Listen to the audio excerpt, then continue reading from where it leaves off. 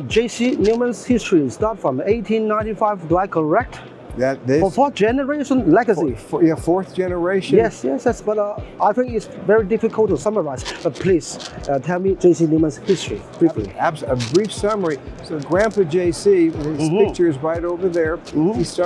He came from the Austro-Hungarian Empire in 1888, and the reason he came is because the emperor at the time, the Austro-Hungarian Empire, he was taking all the males 13 years old and up into the army. And his mother and his father were afraid that they would be killed because the slaughter rate was like 80%. So they fled. Grandpa JC came over to America with his 4 brothers and his 2 sisters, mother and father. They settled in Cleveland, Ohio, and he was 13 years old, and he started rolling cigars in the early 1890s. 1890s. His brothers all became tailors to work in clothing. Okay, so something. That's what immigrants did back then. It was because when Grandpa JC came, he and his family, they only spoke Hungarian and German. So they started, Grandpa JC started in the early 1890s. His mother paid $3 a month for him to learn how to make cigars for 2 years. And then he went to work for a cigar company in Cleveland, Ohio, and they went on strike as soon as he got there. Unfortunately, he lost his job, so he started his own cigar company in the family barn in 1895, in May of 1895. When Grandpa JC started, there were 42,000 cigar manufacturers that had a federal license to sell cigars. And the reason we know that is because President Abraham Lincoln, in 1863, he put a tax on cigars. He was the first president to put an excise tax. And the reason President Lincoln put a tax, because the Northern Army was going bankrupt fighting So at the time, 80% of all American males smoked cigars. So it was Abraham Lincoln's idea to put a tax, a new source of money. 1 penny on every box of 50. That tax has never been taken off. Today, it's 40 cents per cigar. Interesting story. So we have a record, and everything that we say is that we can document.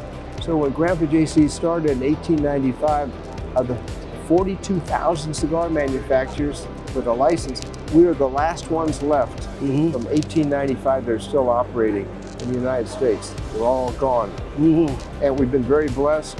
Grandpa JC moved our family. I was 3 years old in 1954. He moved us, the whole family, to Tampa.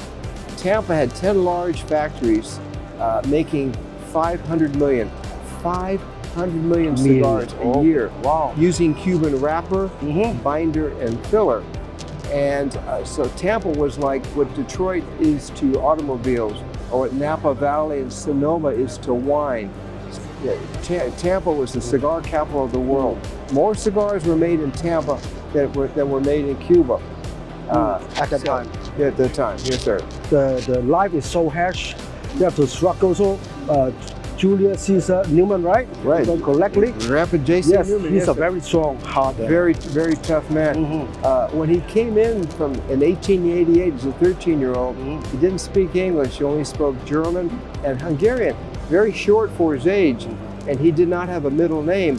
So the immigration officer, and Grandpa JC came through Baltimore. This was before Ellis Island, the famous Ellis Island in New York, it was even started. So the immigration officer said, "You don't have a middle name," and he looked at him. He said, "You're short. How would you like to be Julius Caesar?" He loved that. Julius Caesar. Yeah. So, and by the way, your last name now is Newman.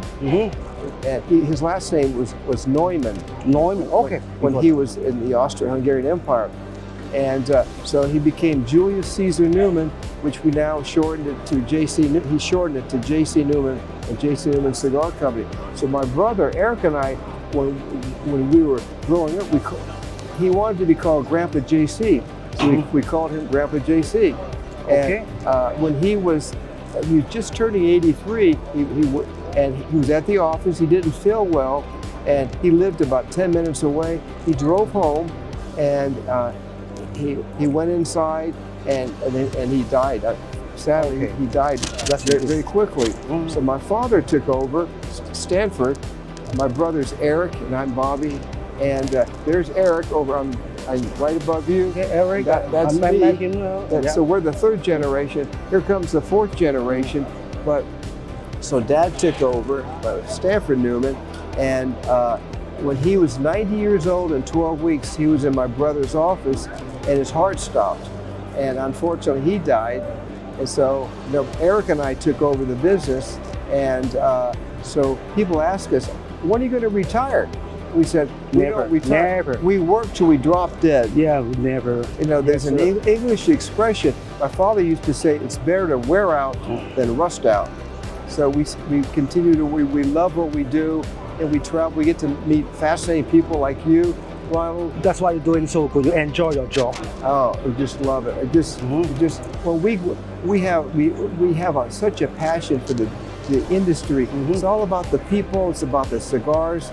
And we now export to 94 countries around the world. And it's very interesting that your generation, your father's generation is brothers industry, right? Oh yeah, yes. And now Drew he's the fourth generation, and he will be the next CEO of the company and president. Very nice. Drew has a fascinating background. He went to a school, a very fine liberal arts college called Williams College. Then he went to law school in Washington, D.C., a place called American University. When he graduated, he went to work for one of the 13 commissioners in the District of Columbia. And Drew became a legislative director, then became a regulator. And so he understands how the workings of the politics and how the laws of Washington works. And he has been helping.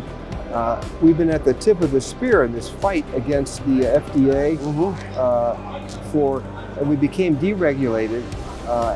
When President Obama came in 2009, his first bill that he passed was called the Family Tobacco Prevention Act. It was good because it regulated he regulated anything that was considered carcinogenic that would cause cancer. And so with cigarettes and smokeless tobacco, roll your own. And then the FDA said, well, let's just regulate all tobacco, cigars, pipe tobacco, chewing tobacco. So we fought against the FDA, and we met with the FDA commissioner under former President Trump. Remember, his name was Dr. Scott Gottlieb. We had an audience with him for an hour, and he said, I can't help you politically. If you want to get help, you have to either get a bill passed in Congress, or you have to go to the federal courts and get this regulation overturned. And we were successful in the federal court. And it become more challenging and more challenging. Yeah. So now we are now deregulated. We were paying $3,500 a day in user fees. Wow. That we had to send to the FDA. And the FDA does a lot of good. There has to be some type of help at the government level. Otherwise, we'd be eating hamburgers with E. coli or terrible diseases. Yeah. So now we are deregulated, and we went through very interesting. Cigar Aficionado came out in 1992. And Marvin Shanken is the developer. He also came out about 20 years earlier a magazine called Wine Spectator.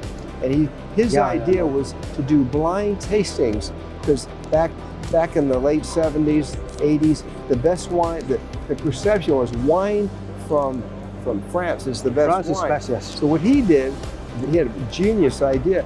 He said, let's do blind tastings for French wine, wines from Napa Valley, wines from New York State, wines from Washington State, wines from Sonoma Valley, and lo and behold, these wines, especially from Napa Valley and Sonoma, they got higher ratings than French wines. And Marvin Shanken was responsible for building the tremendous success and growth in wine. in Napa Valley for California, Sonoma. So here he starts Cigar Aficionado, and he puts Arnold Schwarzenegger on the cover, and became, from 1992, there were 100 million cigars being imported into the United States, Dominican Republic, Honduras, and Nicaragua. And then by 1997, 5 years later, there were 500 million handmade cigars coming in. Wow. It's 500 million cigars. And then as soon as the lines from supply and demand cross, so that, which meaning there are more cigars than there was demand, it slowed down. So it went from 500 million to 300 million. Then COVID came, who knew during COVID people would stay home, smoke cigars, and drink alcohol all over the world? Another boom came. Yeah. But with that boom, it brought in hundreds of thousands of new consumers and thousands and thousands of women who were interested in cigars. So you go to a cigar lounge, you'll see women buying cigars for their boyfriends, their girlfriends, and the whole for herself, maybe, for themselves, for their friends. So the industry, it's a very, very healthy industry. Thank you for sharing all this funny and very nice stories for us. Thank you. Oh, you're well. Thank you. Thank you.